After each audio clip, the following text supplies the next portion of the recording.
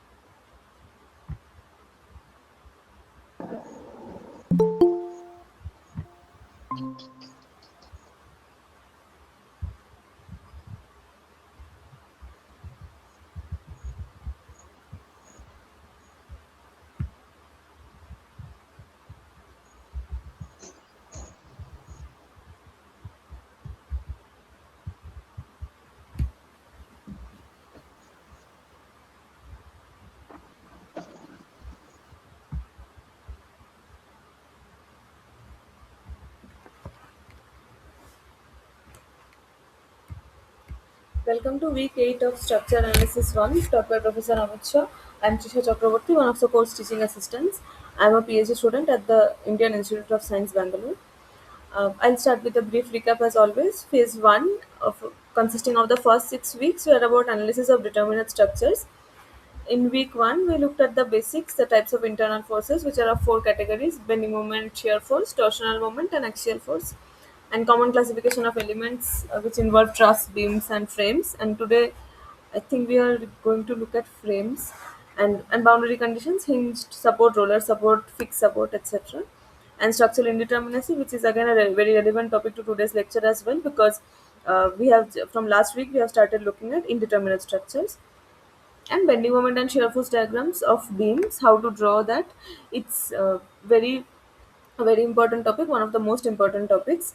And bending moment and shear force are the stress type responses developed in beams, and the stress type response developed in truss is, since every member in a truss is a two force member, it can only undergo axial loading, so tension or compression.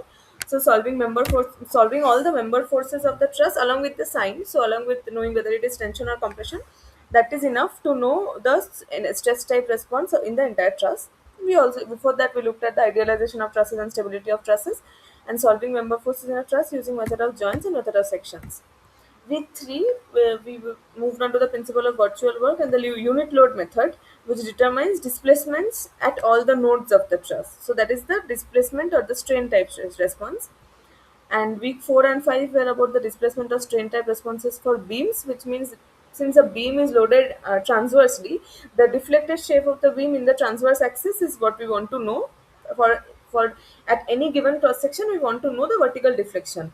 So there are several methods. One is the elastic curve equation method, which goes from the basic first principle, that is, it starts from the governing differential equation, and we integrate it twice to get the slope and the deflection as function of x. X goes from 0 to L along the length of the beam. And there are two shortcut methods, the moment area method and conjugate beam method, which help us find the slope and deflection at certain points only. For elastic curve equation method, we get y as a function of x. So we get the entire curve. At any x, we know the y. But momentary and conjugate beam method need a little more practice to apply, but they are also shorter and easier to apply. Like, they are shorter, they save time. So if you need deflection at the end along the entire beam, you should go with the elastic curve equation method. But if you need at only one point or 2 points, with practice you will be able to identify which 2 points you have to choose to apply these theorems, momentary and conjugate beam theorems, to get them in one go, like 1 2 equations. Week 6 is a little different from the weeks before and after it. It deals with a isolated topic, influence line diagram, which is the how the response in a beam. It influence line diagrams for frames also exist, but generally in the UG course only beams, we focus on only beams.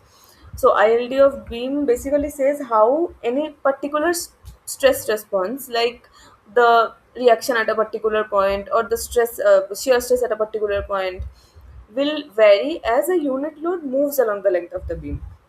The Mueller-Breslau principle gives ILD qualitatively, and we have studied how to get it quantitatively as well. And from that, we can get absolute maximum bending moment and shear force under a point load, under a series of point loads, and under uniformly distributed loads greater or lesser than span. Now phase 2, from we started from previous week, we moved on to analysis of indeterminate structures. Indeterminate structures mean that basically that they cannot be solved by simple physics. Then, like a free body diagram and all that. For determinate structures, we can solve the support reactions by just the free body diagram. It is just basic physics, and once we have the support reaction magnitudes, we can just treat them as applied loads, and we can solve everything in the structure. But in indeterminate structures, that is not possible, because it has more support reaction forces than the number of equations of equilibrium, so we need some additional properties like the material property in some way. So, review of structural degree of structural indeterminacy, introduction to force and displacement methods, Maxwell-Betty's reciprocal theorem, method of consistent deformation. So, this method of consistent deformation is the force method which we looked at last week, how to apply on beams. That is, there we saw how we apply some compatibility condition to have an additional condition, because if we have, like, if we have five support reactions and three equations, then we have two more unknowns than what we can get. So we have to find out two compatibility conditions from somewhere so that we get those additional equations. So today we'll look at method of consistent deformations further. Now structural indeterminacy is structures that cannot be analyzed. One second.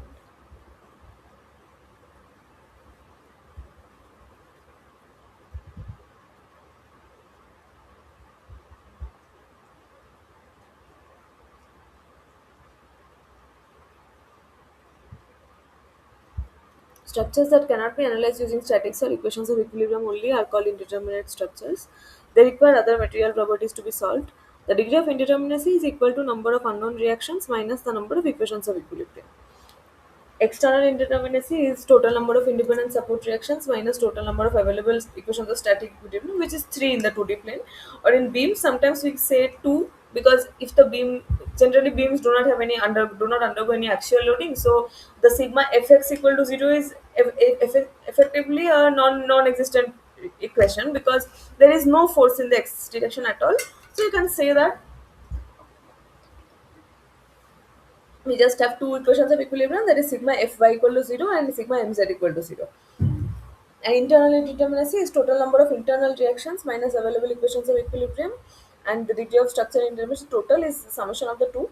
So far we have only looked at external indeterminacy, and mostly the UG course again it mostly involves the external indeterminacy only. Examples we have looked at: the cantilever beam, it has three equations of equilibrium and three support reactions here at the fixed end, x, y, and moment. So its determinate structure, degree of indeterminacy is 0. A propped cantilever has an additional reaction and that is roller, so the degree of indeterminacy is 1. This is a frame, total frame with two fixed ends. Now, whether it is a beam or a frame or a truss in the 2D plane, ultimately we have three equations of equilibrium. So here we have six reactions, three from here, three from here, and three equations. So this is 3 degree indeterminate, and this is a portal frame with two hinge support. So 2 plus 2, 4 reactions and three equations. So 1 degree indeterminate. Now we'll look at okay. So today is about trusses. Next week we'll look at frames. So this method of consistent deformation is applied. The method is the same for all three methods, like all three kinds of structures, but the context is a little different. So, and it is an important topic. So this goes on for quite a bit in Professor Amit Shah's course as well. So today we'll focus on trusses. So first we'll find out the degree of indeterminacy of a truss. Now in a plain truss, which is a 2D truss, the ds is total unknown forces, external plus internal, minus total equations of equilibrium available. This is m plus re minus 2j. M is number of members, number of internal reactions, re is the number of external reactions, and j is the number of joints. And at each joint we have two equations: sigma fx equal to 0, sigma fy equal to 0. So you can say that m plus re is the total unknowns and 2j is the total number of equations. So degree of static indeterminacy is m plus re minus 2j. If it is 0, that means truss is statically determinate. So far whatever we have done, ds was 0. If ds is greater than 0, truss is structurally statically indeterminate, which is a good thing, because the more the degree of indeterminacy, the safer the structure is. It means there is more redundancy, so the structure can afford more amount of failure before it actually collapses. And ds less than 0 is unacceptable. Truss is statically unstable, and unstable structures are not allowed in engineering, obviously, because instability means that it will undergo rigid body motion, and in civil engineering we mostly deal with statics, not dynamics. Dynamics is also an important topic of study even in civil engineering, because of the dynamic loading like wind loads, earthquake loads, like basically live load, dead load, these are mostly static loads, and we are mostly concerned about the static deformation or the static response. But when wind loads and earthquake load comes, it is a time dependent force, so we have to do some dynamic analysis. But we don't want, like, when an earthquake comes, the beam will move, the beam will undergo dynamic motion, vibration, but it will not undergo rigid body motion. Rigid body motion means that the the whole building will move. That is, whole building or whole truss is moving. That is not a like a study in civil engineering at all. For example, in mechanical engineering, dynamics is always there. Like in mechanical, everything is always undergoing some kind of rigid body motion, cars, machine parts. But in civil, we mostly deal with statics. So this is an unacceptable condition. This is an, like, ds equal to 0 is also generally not found in real world structures, because there is always some degree of indeterminacy for safety. And the same thing, you can, the same concept you can extend to space truss, which means 3D truss. So in 3D truss, what happens is at every joint we have three equations: sigma fx equal to 0, sigma fy equal to 0, and sigma fz equal to 0. So here just m plus re remains the same, and 3j this part increases into from 2j to 3j. Now let's look at some examples. For 2D truss shown, find the degree of static indeterminacy. For now, uh, how many members are there? One, 2, 3, 4, 5, 6, 7. So there are 7 members, and there are 1, 2, 3, 4, 5 joints, and there are 1, 2, 3, 4, 5, 6 support reactions here. So you put it in the formula, in this formula: 7 plus 6 minus 2 into 5, so 3. This is degree of static indeterminacy. This is the direct approach. Then there is another approach where we can find it from, like, we can find the internal and external indeterminacy separately and add them. We will come up with the same answer. So now degree of, let's look at the definition. Degree of external indeterminacy is total number of independent support reactions minus total number of available equations of static equilibrium. So this formula is Re minus 3. The number of equations available is 3, and Re here is 6 because there are 6 reactions. So degree of external indeterminacy is 3, and degree of internal indeterminacy has this formula: m minus 2j minus 3. So this is 0. This is internally completely determinate. So the total degree of static indeterminacy anyway adds up to be 3. What is the total degree of static indeterminacy for this cantilevered kind of truss? So the number of nodes is 1, 2, 3, 4, 5, 6, 7. So J is 7, M is 1, 2, 3, 4, 5, 6, 7, 8, 9, 10, 11, 12, 13. Now one important point to note is that, see, this middle point and this middle point are not considered to be nodes. If these were nodes, then this member and this member, this wouldn't be 2 members, it would have been 4 members separately. But generally, if a dot is specifically not made at the junction where 2 members are crossing, you have to assume that they are overlapping members, they are not separate members, like overlapping members. And if they were separate members, it would be something like this, and then there would be one here, one here. So if there is a node, it would be 4 members. Since there is no node, it will be 2 members. So put it in the formula again. DSC is Re minus 3, 1, and DSI is 13 minus 2 into 7 minus 3, 2. So degree of indeterminacy total is 3. The degree of static indeterminacy for the rigid frame here, the formula doesn't really change.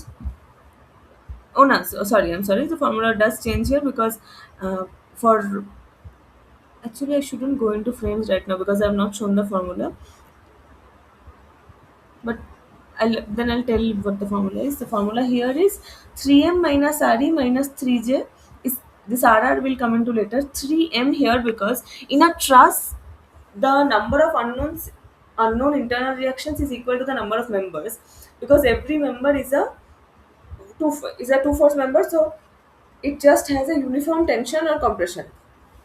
But in frame we have 3m because it has, um, because it's a, like, a frame can undergo all three. Like, it undergoes axial force, it undergoes bending moment, it undergoes shear force, bending moment, and axial force. So there are three unknowns here: 3m plus Re remains the same, minus 3j. At every joint we have three equations: sigma fx equal to 0, sigma fy equal to 0, and sigma mz equal to 0.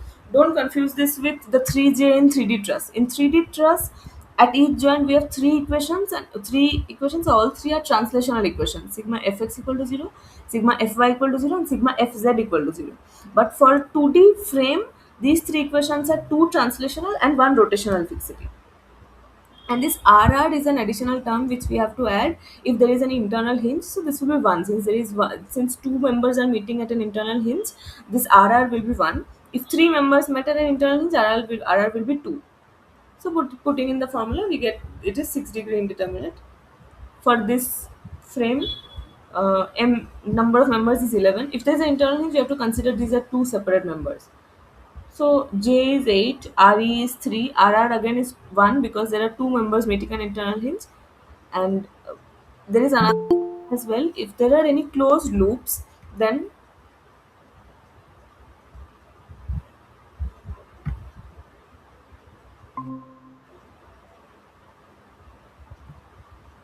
if there are any closed loop, the formula is modified slightly.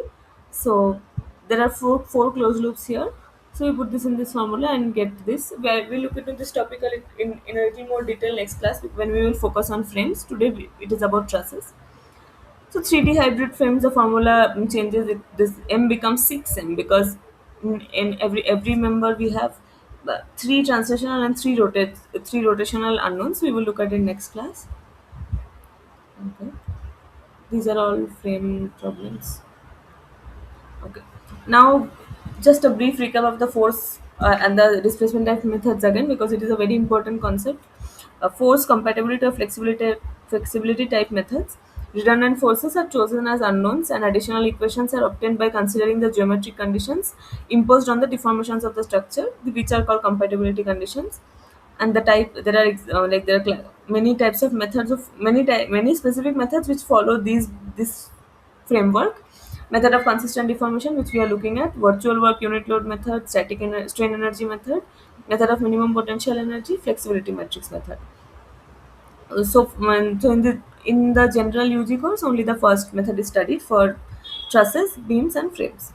And displacement, equilibrium, or stiffness type methods are the converse in every way. So instead of the forces, displacements of joints are taken as unknowns, and instead of compatibility conditions, we apply the equilibrium equations, ex- which are expressed in terms of these displacements and internal loads. And these equations are solved to give the actual joint displacement from which the redundant forces can be calculated. Moment distribution method, slope deflection method, and stiffness matrix method. Now all three methods are very important, especially for long exams like descriptive exams. So week 10, 11, and 12 we look at each of these methods. And in a nutshell, force method, unknowns are taken as internal member forces or reactions, the redundant ones. And in displacement method, unknowns are taken as joint displacements. In force method, to find unknowns, compatibility conditions are written. In displacement method, to find unknowns, joint equilibrium conditions are written. And number of equations needed in force method is degree of static indeterminacy, which we have seen so far. And number of equations needed in displacement method is degree of kinematic indeterminacy, which we will look at in week 10. And now, naturally, if the degree of static indeterminacy is lesser than degree of kinematic indeterminacy, we will prefer the force method because there will be lesser number of extra equations we have to solve, and vice versa. If degree of kinematic indeterminacy is lesser, we will prefer displacement method. But generally, in exams, you are specifically they mention which method they want you to use. Generally, this choice is not left up to us in exams. If they tell that solve using moment area method, even if degree of static indeterminacy is lesser, you have to solve the moment distribution method. Anyway, now analysis of indeterminate stress by method of consistent deformation. The concept, now I'll repeat that the concept which we studied in last class and we applied for beams, that remains the same for trusses. It's just that the application like the context kind of changes. So you'll see that the method is ultimately the same, but there are some differences, and they are not as intuitive, so you have to study them separately.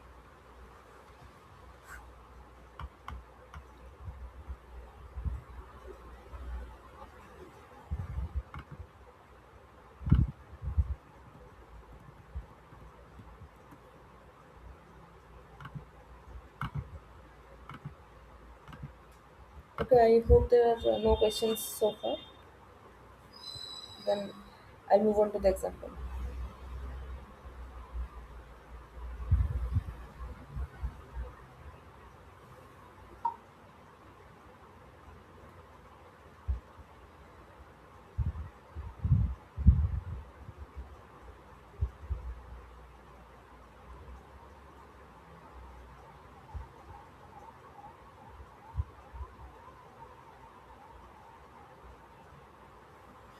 Okay. Determine the force in member AC of the truss. AE is same for all members. Now, initially we have seen this concept that for indeterminate structures, some additional material property is needed to solve. So E here is Young's modulus, which is the material property which is needed to solve. So for indeterminate structures, the reaction will depend on the material property, which didn't in determinate beams. The support reactions only dependent on the loading and the length of the beam, not the cross sectional area or the Young's modulus. So uh, this is an internally indeterminate structure. So the support reactions, there are two support reactions here and one here. So it is externally determinate, but it is internally indeterminate because there is one extra member here. Like, even if this member was not there, this would still be a stable truss. So from that also, without using the equations, you can say that this is internally indeterminate. And the force in member AC, so we can, since they are asking for the member AC, we can imagine that this is a redundant or extra member. So just remove it first. Now this is the equation. Says the truss is statically indeterminate to the first degree. Now principle of superposition, the force in member AC is to be determined. So member AC is chosen as redundant. This requires cutting this member so that it cannot sustain a force, making the truss structurally determinate and stable. So we divide it into the primary structure and another secondary structure, just like in beams. So in the primary structure, we say that this member is not there. This AC is not there, and the original loading of the structure, which was a horizontal 4 pound loading here, that is there. And in the secondary structure, what even in beams, what did we do? We kept the boundary conditions same, we kept the structure same, and we assumed there is a unit load, like there is a unit loading here. So this is the primary structure. Compatibility, now the compatibility equation will be that, sorry, there is no unit loading here. One second.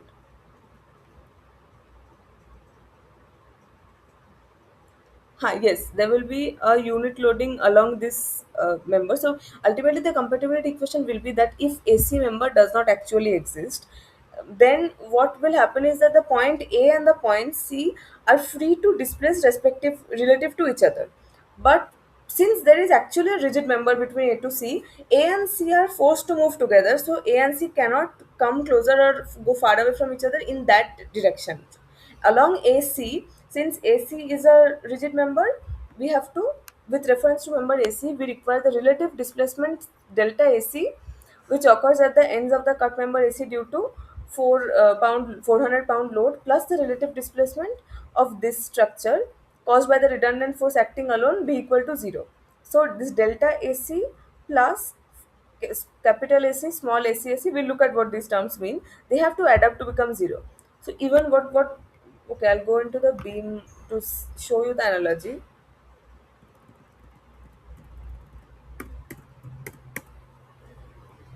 Okay, so what we'll be doing here, if I take this, the roller reaction as the redundant force, then we divide the beam into structures such that there is one structure where that roller support is not there. So we solve that. So in that case, B will deflect somewhat, and then we apply in the second structure, we apply this roller, and we show that we don't apply the roller, we apply a unit load or any a load here, and we say that the upward deflection due to this load is equal to the downward displacement due to this uniform distributed load. They have to add up to be 0, since there is actually a roller there and there can be no net deflection there. The same concept we are applying here, that here in the first structure we allow A and C to deform with respect to each other, which is delta AC, but in the secondary structure we ensure that reverse displacement is occurring so that the two can add up to give 0. Compatibility equation, here the flexibility coefficient FACAC represents the relative displacements of the cut ends of member AC caused by a real unit load acting at the cut ends of member AC. And capital FAC is the actual load in AC which we want to find out. So capital FAC is the unknown, small FACAC is we will find out by solving this truss, and delta AC we will solve by finding we will find out by solving this truss. Compatibility equation, the term FACAC and delta AC will be computed using the method of virtual work, which we have learned in week 3. So nodal deflections in the truss are solved by the principle of virtual work, the unit load method. So here the equation is 0 is equal to, like, ultimately what we will do is capital FAC will be equal to delta AC divided by FACAC.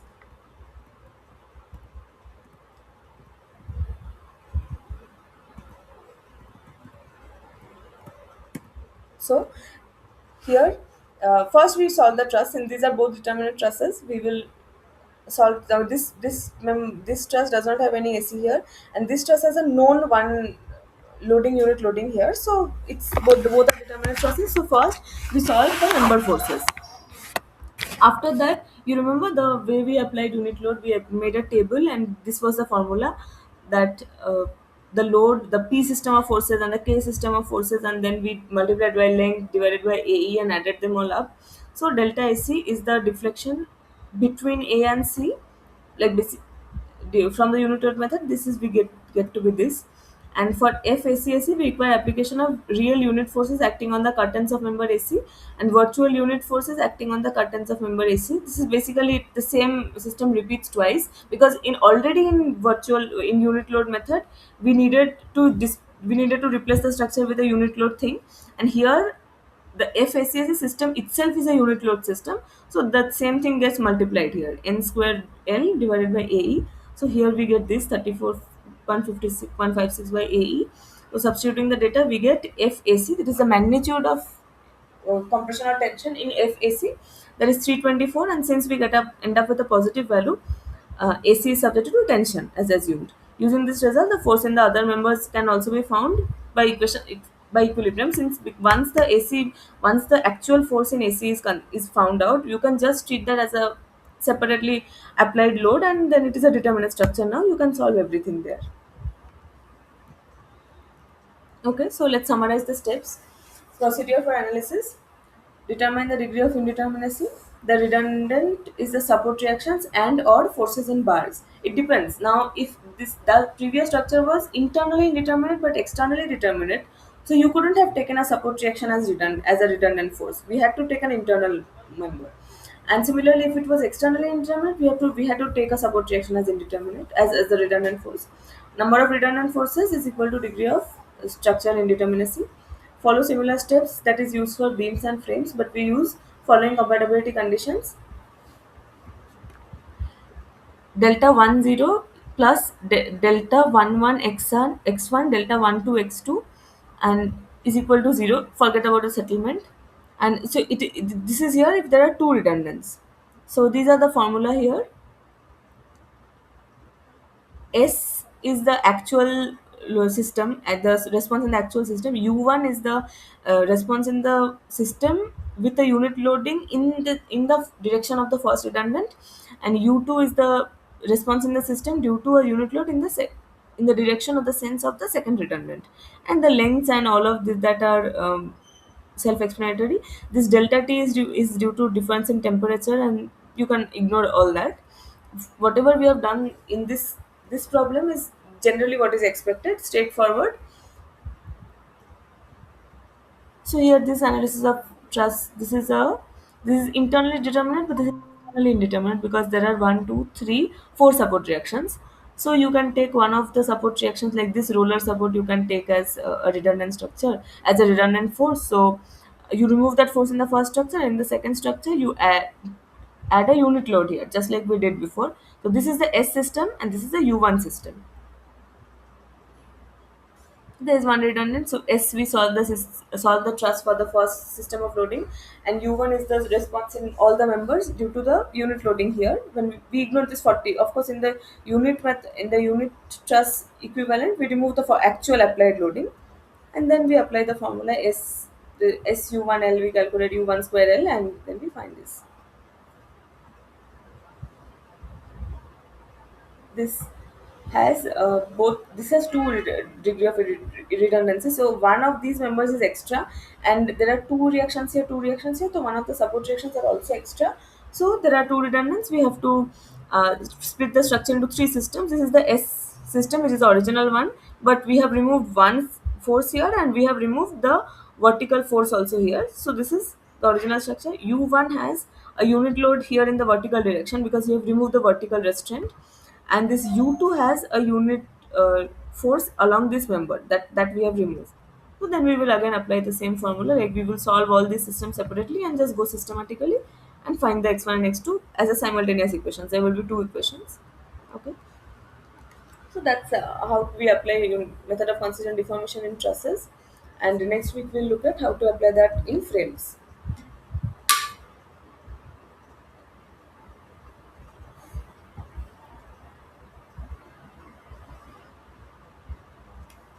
Okay then. If there are any questions you can ask. If not, you can leave. Ma'am, I have one doubt, madam. Yes. Suppose while analyzing the structure, the truss structure, Yes. internally indeterminate, Yes. we are removing, we are cutting the member and Huh. applying a unit load. Yes. Then, is there any need to find a reaction, madam, for that one?